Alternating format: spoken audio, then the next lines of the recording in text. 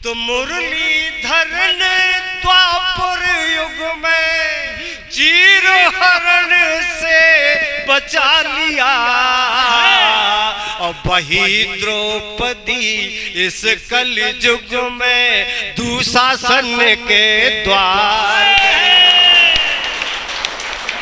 हमारे साहित्य के धनी तमाम विधाओं में जिनकी अनेक रचनाएं लिखी हुई हैं, जिनकी रचनाएं प्रकाशित होकर या मंचों के द्वारा एक बड़े जन समुदाय तक यात्रा तय करती हुई गई हैं, ऐसी रचनाओं के धनी हमारे मध्य उपस्थित हैं दादा बलराम सरस जी। आइए गणगौर तालियों के साथ पूरे सम्मान के साथ उन्हें सुनते हैं।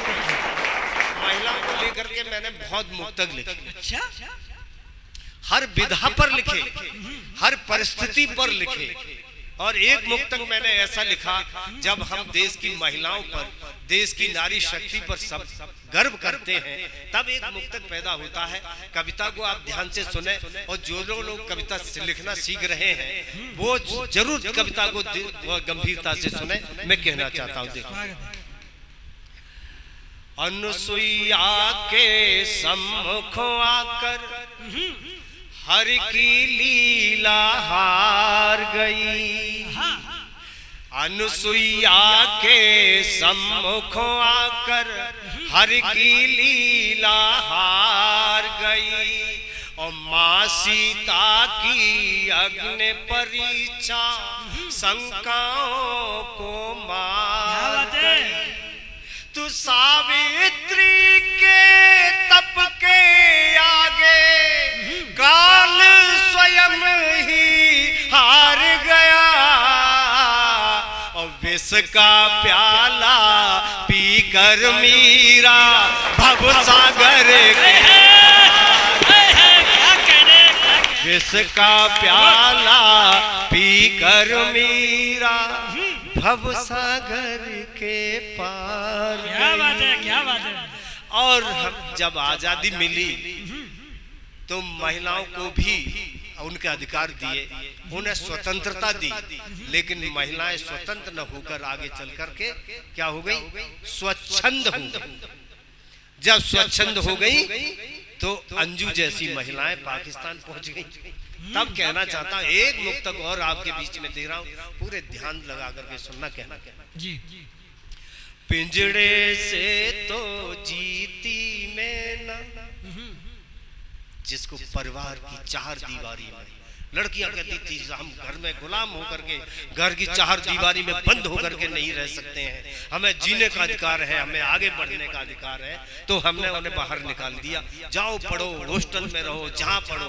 तब कहना चाहता हूं, पिंजड़े से तो जीती मैं ना, खुले गगन से हार गई।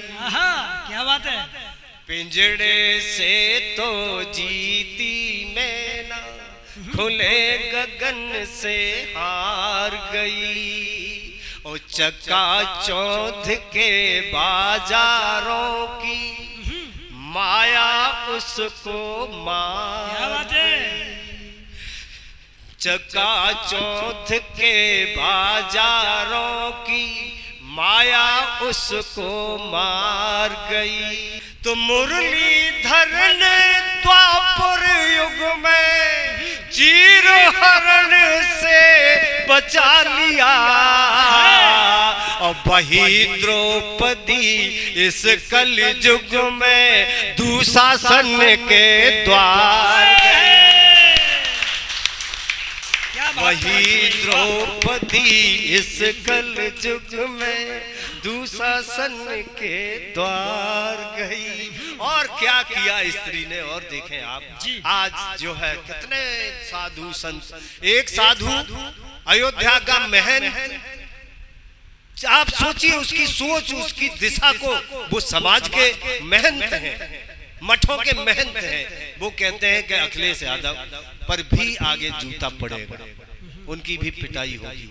वो कौन से समाज का निर्माण कर रहे हैं, कौन से राष्ट्र का निर्माण कर रहे हैं। तब ऐसे साधुओं को लेकर के मैंने कुछ कहने की कोशिश की। तब कहना चाहता हूं, सीता सबरी और अहिल्या को त्रेता में राम मिले, राधा रुक्मिणी और गोपियों को द्वापर में श्याम मिले। लेकिन कल युग में नारी ने पूजा ढोंगी संतों को। राम रहीम मिले बदले में या फिर आसाराम। राम रहीम मिले बदले में या फिर आसाराम मिले। और एक चलते चलते एक मुक्तक मैं एक रूप और दे रहा हूँ।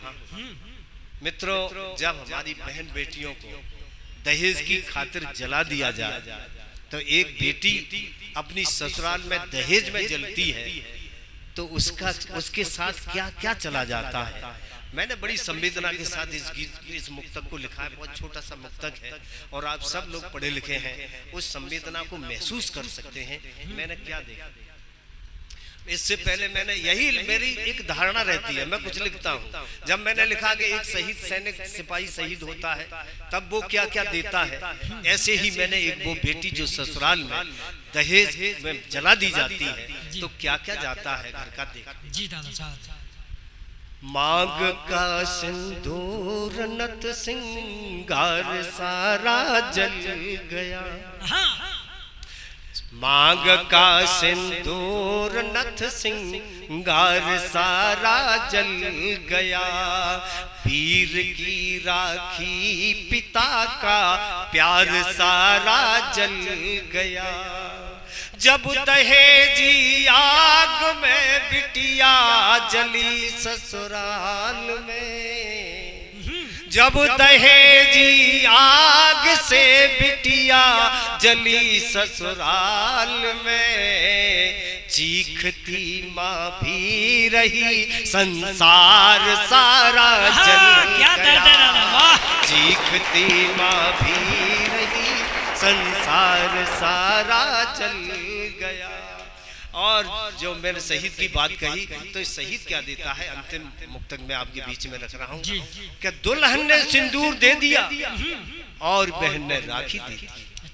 एक सिपाही, सेना का सिपाही जब सरहद पर शहीद होता है तो वो अकेला नहीं मरता है। क्या क्या देता है, चलते चलते आपको सौंप रहा हूँ कि दुल्हन ने सिंदूर दे दिया और बहन ने राखी दे दी। बूढ़े माता और पिता ने अपनी ही बैसाखी दे दी। अरे बच्चों ने किलकारी भरता अपना बचपन दान कर दिया। वीर शहीदों ने सरहद को अपनी दौलत सारी दे दी। वीर शहीदों ने सरहद को बहुत बहुत